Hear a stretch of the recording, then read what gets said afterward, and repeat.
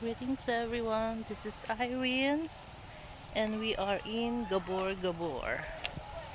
Still here in Cagayan Valley and the place is called Gabur Gabur and there is a waterfalls. This is the way now going down on a steep narrow path. Oh, it's so hot in here.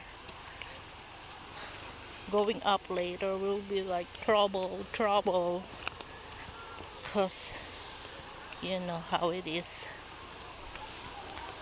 We are walking, going to the waterfalls.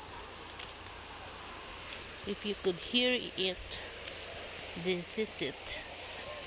Look at that up. That's where we're going from. And then still a little bit more walk, but manageable.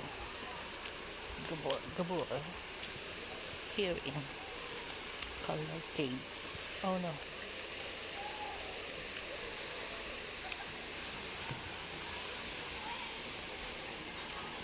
Here in we are from Kibar, so it's like a less than hour rough road by mountains going here. So yeah, we are going to swim. Family outing, family excursion. Here we are walking to the now popular destination, tourist attraction, Gabur Gabur Falls. Ooh, bamboo, shady. Gabur Gabur Falls. Nipahat.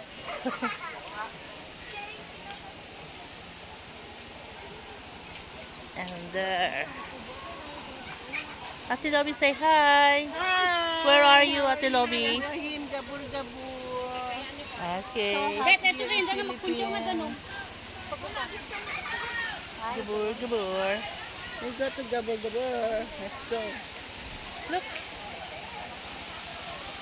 Let's go down. they say water here is cold. Oh, Wonderful. looks like what's that?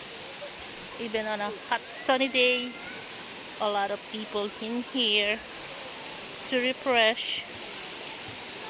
Of course, it's a destination. Look at the water. Water in Gabur Gabur. Are we going to cross? I have no idea. There's the people crossing There, you have to hold that. to see the waterfalls. Yeah. Oh my goodness. Is it a long crossing? Steep. Gabur Gabur. Here we are. It's still a river. Crossing.